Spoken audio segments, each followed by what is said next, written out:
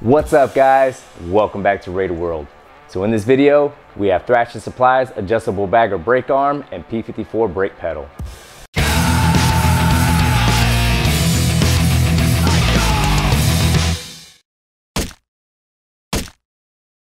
So Thrashin Supply Company was founded in 2014 by Lance Corey, an X-Games gold medalist, and a very tight-knit group of friends out of San Fernando Valley, California.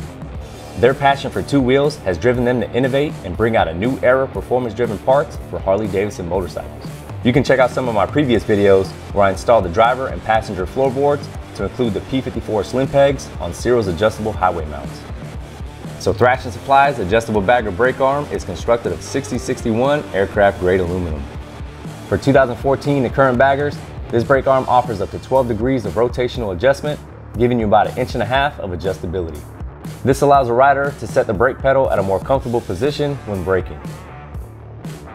So Thrashin does have the option to go with the stock length arm or the shorty, which I have here. Now the brake pedal is sold separately, which brings us to the P54 brake pedal. Also made of 6061 aircraft grade aluminum, this pedal delivers functionality and maximum grip. These pedals are also easily adjustable for more desired foot angle.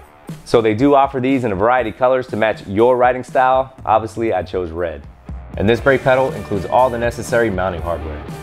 This adjustable brake arm should definitely improve comfortability, so let's get it installed. For this install, I used a couple ratchets, an extension, a rubber mallet, a 5/8 deep socket, 5/16 hex bit, a 3/16 hex bit, some blue Loctite, a picking tool, some needle nose pliers, and general purpose grease. So first thing I'm going to do is remove the floorboard so I have more clearance to remove the brake arm. So on my current brake arm, I do have Thrashin Supply's brake pad. This just replaces your stock brake pad. So to remove Thrashin Supply's floorboard, I am using a 3/16 hex bit.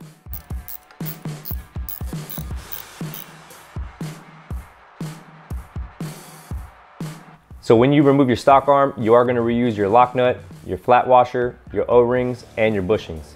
So to remove the lock nut, I am using a 5/8 socket.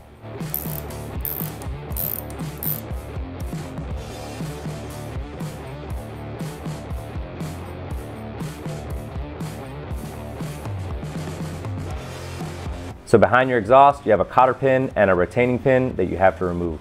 To remove the cotter pin, I am using needle nose pliers and a picking tool.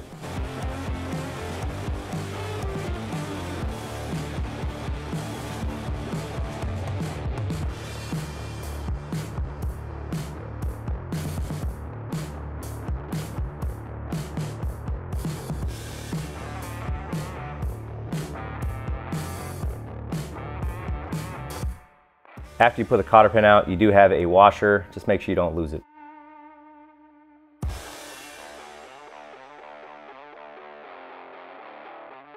From here, I'm just going to use my needle nose pliers to pry out that retaining pin.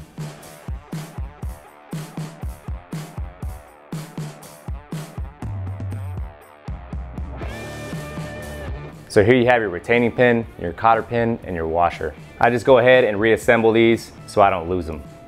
From here, I'll just rotate the brake pedal back and remove it completely.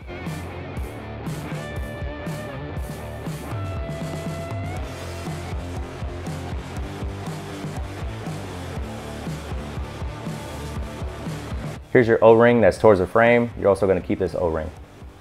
So in your stock brake arm, you do have two bushings that you're going to reuse. So I'm using a 5/8 deep socket and a rubber mallet to knock out these bushings.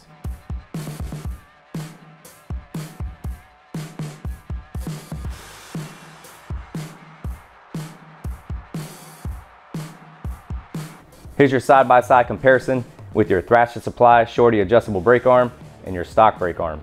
So Thrashin does provide the option to go with the stock length arm, which measures at 8.8, or a shorty, which I have here, that is about 2 inches shorter.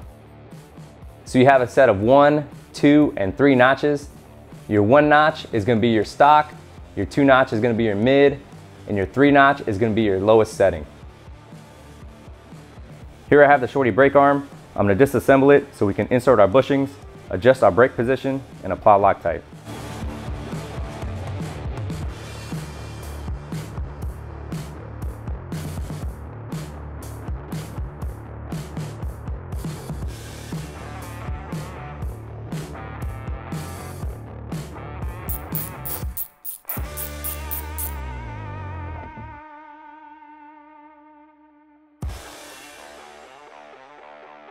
So now I'm going to apply some grease inside of here so I can get these bushings in a little easier.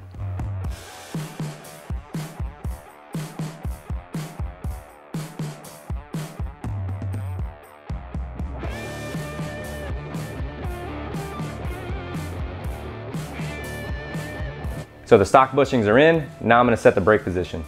Just make sure when you're mounting this back on that you have this angled out. So you have one notch on this side, and then you have 1, 2, and 3 notches on this side. So I'm going to set mine at the 2 notch for the mid position. Just make sure you're using Loctite.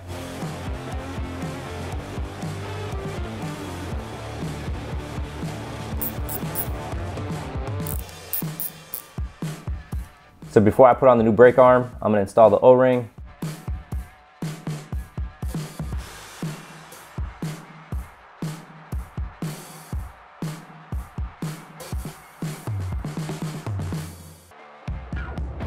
Just make sure you have your brake reservoir positioned correctly. So when you're putting in your retaining pin, just have this hole facing up so it's a little easier to insert your cotter pin.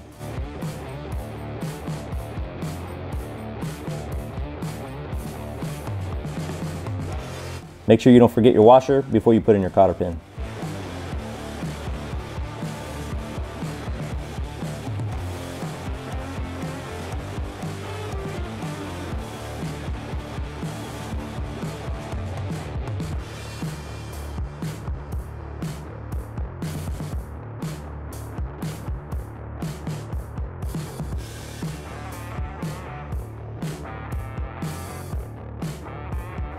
Now I'll place my other O-ring.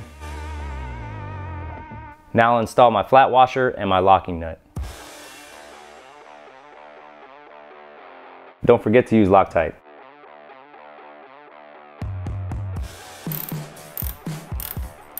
Just make sure you check your service manual for your proper torque spec. So now I can install the brake arm. Don't forget your Loctite. From here, you have about 1.5 inches of adjustability.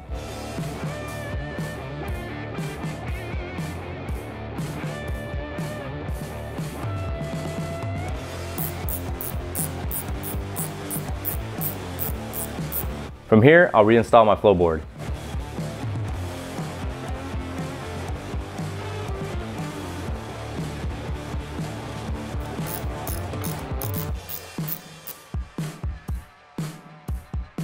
So you have 3 pieces for your brake pedal. You have the brake pedal itself, the spacer, and the bolt. So when you're inserting your spacer into your brake pedal, just make sure you have the flat side in. And don't forget your Loctite. So you take your bolt and just insert it through here, and it just threads into here. There's no nut on the other side. Here I'm just using a 5/16 hex bit to tighten this bolt down. What's great about this brake pedal is that you can adjust it at any angle. So here I'm using a 5/16 hex bit with an extension. So after you install your brake pedal, you just want to make sure you have proper clearance.